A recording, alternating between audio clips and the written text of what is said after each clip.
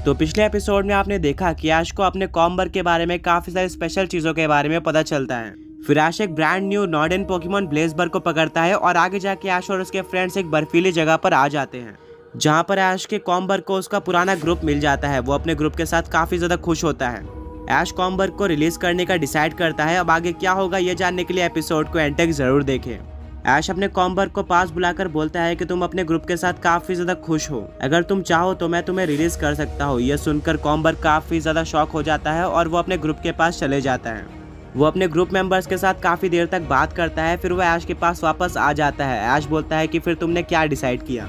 Comber बोलता है कि मेरा ग्रुप मेरे बिना भी रह लेगा, उनको एक नया लीडर मिल जाएगा, बट मुझे तुम्हें पोकेमॉन मास्टर चैंपियनशिप जितानी है। मैं तुम्हें इस जर्नी में बीच में नहीं छोड़ सकता। ऐश सुनकर काफी ज्यादा खुश होता है और वो कॉम्बर को गले लगा लेता है। ऐश कॉम्बर को अपने ग्रुप के साथ थोड़ी और देर रहने देता है, बट बाद में वो बोलता है कि हमारे जाने का टाइम आ चुका है। कॉम्बर अपने ग्रुप से गुड बाय करता है और ऐश कॉम्बर को अपने पोकेबॉल के अंदर ले लेता है। वो अपनी जर्नी कंटिन्यू करते हैं। बीच में काफी तेज तूफान आ जाता है। उससे बचने के लिए ऐश और उसके फ्रेंड्स कैंप को लगा लेते हैं।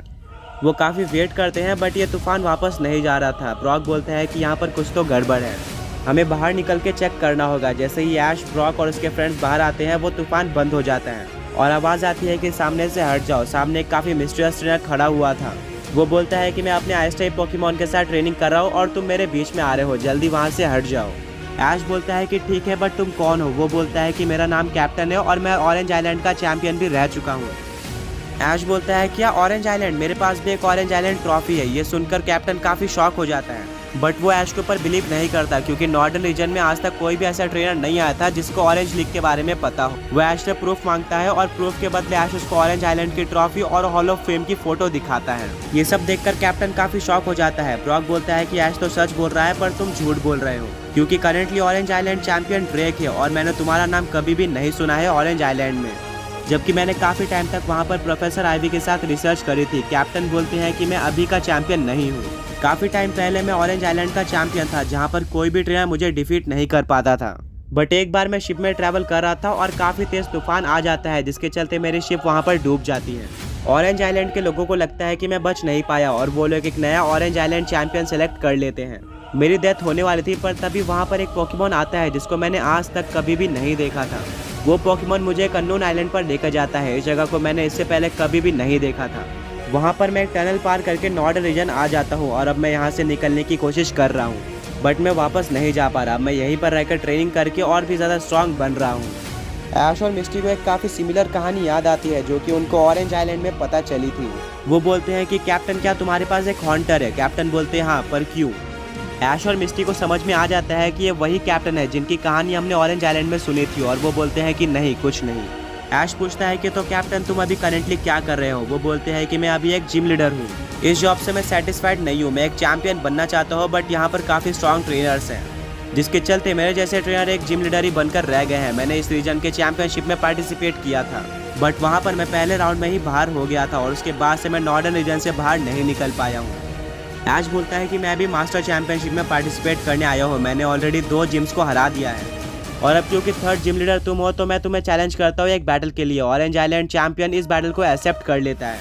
बैटल स्टार्ट करने से पहले ऑरेंज आइलैंड चैंपियन ऐश को इस बैटल के रूल्स बताता है। ये एक 3-on-3 बैटल थी, जहाँ पर 3 पोकेमॉन में से एक पोकेमॉन नॉर्डन का पोकेमॉन होना चाहिए, वहीं पर सेकंड पोकेमॉन नॉर्डन रीजन का आइस टाइप पोकेमॉन होना चाहिए, और थर्ड पोकेमॉन कोई भी एक वाटर टाइप पोकेमॉन हो सकता है। ऐश के पास ये तीनों ही रिक्वायरमेंट फुलफिल थी, इसीलिए वो ज़्यादा टाइम वेस्ट नहीं करते हुए इस चैलेंज को एक्सेप्ट कर देता है और बैटल स्टार्ट हो जाती है।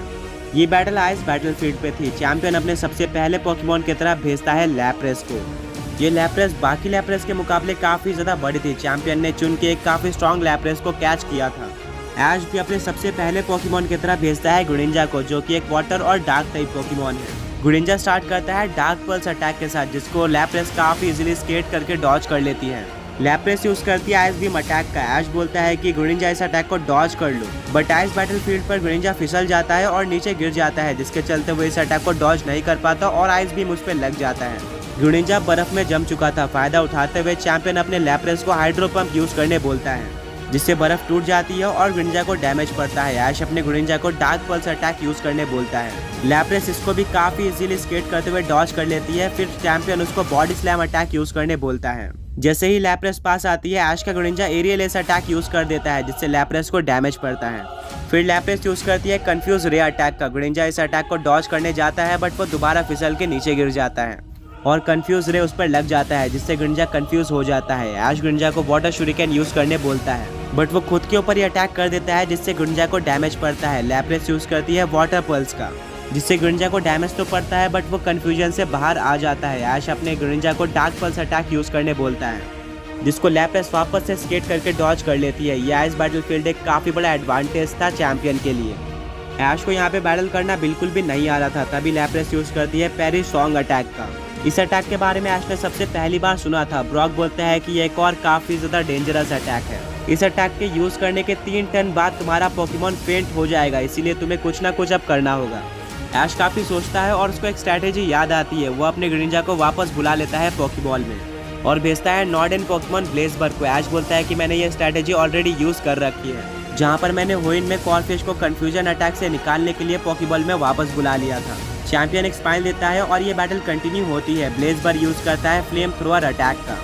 इसको लैप्रेस दोबारा से डॉज कर लेती है स्केट करते हुए। ब्रॉक बोलता है कि तुम्हें इस आइस बैटलफील्ड का कुछ ना कुछ करना होगा, वरना ये बैटल तुम इसी तरह से काफी इजीली हार जाओगे। लैप्रेस यूज करती है हाइड्रो पंप का जिसको ब्लेजबर्ग डॉज नहीं कर पाता और उस पर ये सुपर इफेक्टिव अटैक लग जाता है जिससे उसको काफी डैमेज पड़ता है। ऐश अपने ब्लेजबर्ग को फायर ब्लास्ट यूज करने बोलता है। चैंपियन अपने लैप्रेस को वहीं पर खड़े रहने बोलता है और वो वाटर गन का यूज करके उस फायर ब्लास्ट को खत्म कर देती है। चैंपियन बोलता है कि तुम्हारा ब्लेजबर्ग तो काफी वीक है, इसको बिल्कुल भी ट्रेनिंग नहीं मिली है। ऐश अपने ब्लेजबर्ग को वापस बुलाता है और वो अपने ग्रेनिंजा को वापस भेजने की कोशिश करता है पर ग्रेनिंजा पोकेबॉल से बाहर नहीं निकलता।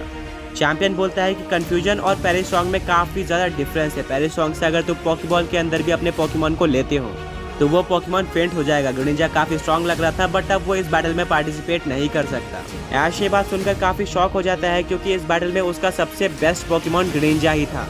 अब ऐश के पास सिर्फ 2 पोकेमॉन्स बचे थे। वो अपने कॉम्बर्ग को बाहर निकालता है। चैंपियन बोलता है अच्छा, एक सूडो लेजेंडरी पोकेमॉन, ये बैटल काफी ज्यादा इंटरेस्टिंग होने वाली है। ऐश का कॉम्बर्ग एक आइस टाइप पोकेमॉन था जिसके चलते वो बैटलफील्ड पे काफी अच्छे तरीके से मूव कर पा रहा था। ऐश अपने कॉम्बर्ग को आइस पंच अटैक यूज करने बोलता है जो कि लैप्रेस पर लग जाता है और लैप्रेस को डैमेज पड़ता है। काउंटर में लैप्रेस यूज करती है वाटर पल्स अटैक का जिसका कॉम्बर्ग पे ज्यादा डैमेज नहीं पड़ता है। अब ऐश अपने कॉम्बर्ग को बोलता है चलो अपनी असली पावर चैंपियन को दिखाते हैं, कॉम्बैट आइस का यूज करो। कॉम्बर्ग काफी फास्ट था जिसके चलते लैप्रेस इस अटैक को डॉज नहीं कर पाती और यह अटैक लैप्रेस पर लग जाता है और लैप्रेस हार जाती है। चैंपियन ये देखकर शॉक हो जाता है क्योंकि उसकी लैप्रेस इतना इजीली कभी भी नहीं हारी थी।